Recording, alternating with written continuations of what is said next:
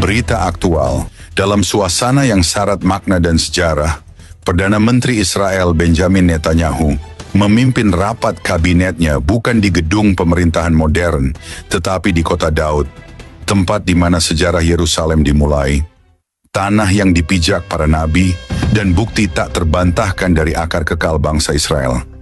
Dan dari titik itulah, Netanyahu bersuara dengan nada yang tak hanya politis, tapi profetik.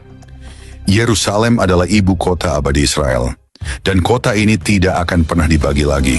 Kata-katanya menghentak dunia, tegas, tanpa kompromi. Ia tahu apa yang sedang dipertaruhkan. Ia tahu bahwa menyerahkan Yerusalem bukanlah langkah damai, tetapi undangan bagi kehancuran yang lebih dalam. Ia menunjuk ke tragedi 7 Oktober 2023 ketika Hamas menerobos batas dan menumpahkan darah di tanah perjanjian. Jika kami menyerah atas Yerusalem, tragedi itu hanya akan jadi awal, ucapnya. Dan seperti seorang nabi zaman modern, Netanyahu mengingatkan bangsa itu dan dunia, tidak ada Zionisme tanpa Zion, tidak ada Israel tanpa Yerusalem. Kota ini bukan sekadar batu dan tembok. Yerusalem adalah nadi dari panggilan ilahi atas bangsa Yahudi. Di sanalah bait pertama dan kedua berdiri. Di sanalah Tuhan memilih namanya diam. Dan dari sanalah Mesias akan datang kembali. Namun pernyataan tegas ini langsung mengguncang komunitas internasional. Dunia yang selama ini menuntut kompromi, menuntut Israel membagi kota sucinya demi perdamaian, kini mendapati suara yang tidak bisa dibungkam. Presiden Emmanuel Macron dari Prancis pun angkat bicara, mendorong Eropa untuk menekan Israel lebih keras jika krisis kemanusiaan di Gaza tidak segera diatasi. Sebuah ancaman yang diselimuti diplomasi, tapi Israel tak tinggal diam. Mereka menjawab balik, Macron sedang memimpin perang salib terhadap negara Yahudi. Shalom saudara-saudari terkasih dalam Kristus. Hari ini kita tidak hanya berbicara tentang berita. Kita tidak hanya menyimak pernyataan seorang pemimpin dunia. Kita sedang menyaksikan nubuatan yang bergerak, nadi sejarah yang berdetak menuju kesudahannya. Pada tanggal 30 Mei 2025, Perdana Menteri Israel Benjamin Netanyahu berdiri di titik awal Yerusalem, kota Daud, dan mengucapkan kata-kata yang menggema bukan hanya ke seantero dunia, tetapi juga ke dalam lorong-lorong kekekalan. Dari tempat ini, Netanyahu bersuara, tapi kali ini bukan sebagai politisi biasa, melainkan sebagai suara keras dari sejarah yang berulang. Suaranya bukan sekadar diplomatik, itu adalah pekikan dari seorang penjaga tembok kota Tuhan. Yerusalem adalah ibu kota abadi Israel, dan kota ini tidak akan pernah dibagi lagi. Kata-kata ini adalah pernyataan iman, bukan sekadar politik. Yerusalem adalah tempat Tuhan meletakkan namanya. Dalam 2 pasal, Tawarikh 6 ayat 6 tertulis, "Tetapi sekarang aku telah memilih Yerusalem, supaya namaku tinggal di sana, dan aku telah memilih Daud untuk memerintah atas umatku Israel." Dari awal hingga akhir, Yerusalem selalu menjadi pusat dari pergerakan Tuhan di bumi. Netanyahu menunjuk pada tragedi 7 Oktober 2023 ketika Hamas menerobos perbatasan dan mencurahkan darah di tanah perjanjian. Ia berkata, "Jika kami menyerahkan Yerusalem, tragedi itu hanya akan jadi awal." Sebuah kalimat yang menggema seperti suara sangkakala, tegas, tak dapat dinegosiasikan. Ia lalu mengucapkan satu kalimat yang tak hanya historis, tapi rohani. Tidak ada Zionisme tanpa Zion, tidak ada Israel tanpa Yerusalem. Ketika ia berkata, tidak ada Zionisme tanpa Zion, tidak ada Israel tanpa Yerusalem, ia sedang menggemakan isi hati Tuhan. Bukankah Mazmur pasal 132 ayat 13 dan 14 berkata, "Sebab Tuhan telah memilih Sion, mengingininya menjadi tempat kedudukannya. Inilah tempat perhentianku untuk seterusnya. Di sini aku hendak diam, sebab aku mengingininya."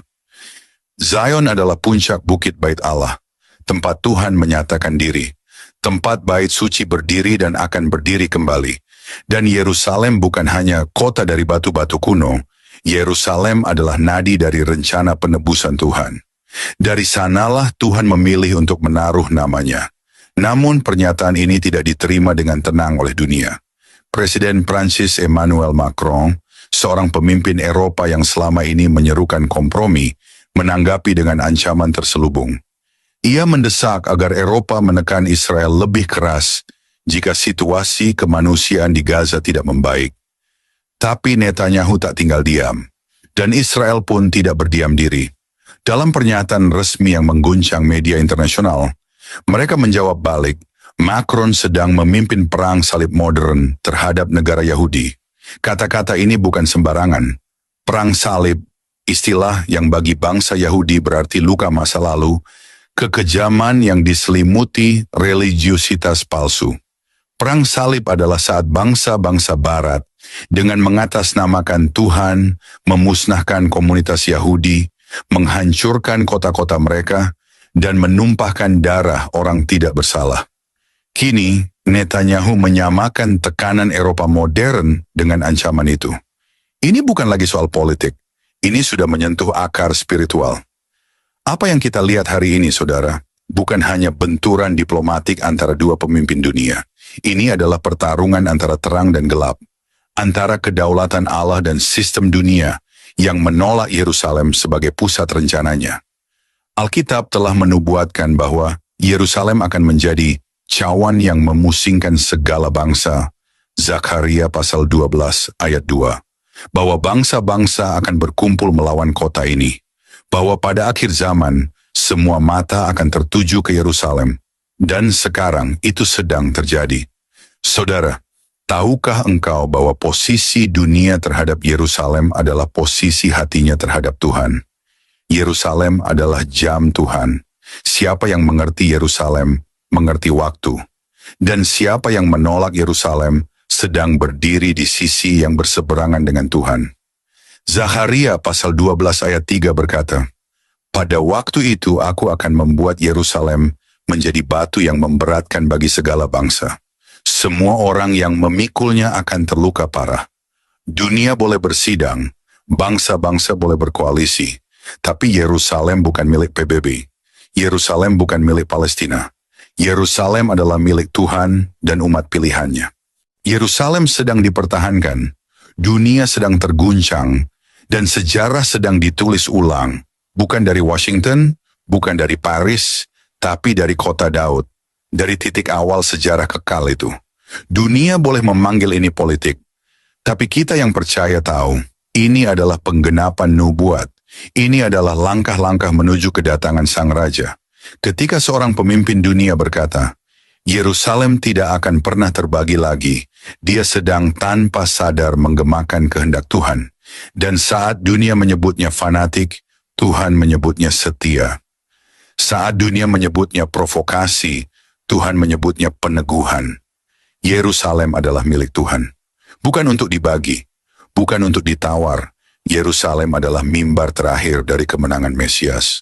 Dan suatu hari dari kota itulah Raja segala raja akan memerintah dunia dengan tongkat keadilan. Dan semua mata akan melihat. Yerusalem sedang dipertahankan, dunia sedang terguncang, dan sejarah sedang ditulis kembali menuju penggenapan nubuat. Bersiaplah, karena Raja itu sedang mendekat. Saudara-saudari terkasih dalam Kristus, saat dunia bersidang di meja diplomasi, langit sedang menulis agenda surgawi. Ketika para pemimpin dunia menulis perjanjian dengan tangan mereka, Tuhan sedang membuka gulungan nubuatannya.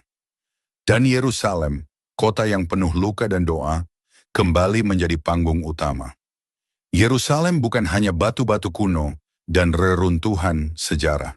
Yerusalem adalah tempat darah para nabi tumpah, tempat bait suci berdiri dan akan berdiri kembali.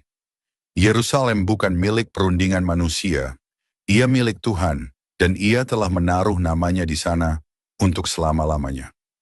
Ketika Netanyahu berdiri di kota Daud dan berkata, Yerusalem tidak akan pernah dibagi lagi, ia tidak sedang berbicara sebagai seorang politisi belaka. Ia sedang memukul genderang surgawi. Ia sedang mengulangi pekikan nubuat yang telah dinyatakan ribuan tahun lalu. Yerusalem tidak bisa dibagi karena Tuhan tidak bisa dibagi. Yerusalem tidak akan diserahkan karena janji Tuhan tidak bisa dibatalkan. Yerusalem tidak akan jatuh karena Mesias sedang menuju ke sana. Dunia sedang memainkan permainan yang mereka pikir mereka kuasai. Tapi mereka lupa, ini bukan permainan manusia. Ini adalah panggung Tuhan. Ini adalah medan perang spiritual. Dan siapapun yang berani menyentuh Yerusalem dengan tangan yang najis, sedang menabuh jenderang perang dengan surga. Zakaria 12 berkata, Yerusalem akan menjadi batu yang memberatkan, dan semua yang mencoba mengangkatnya akan terluka parah.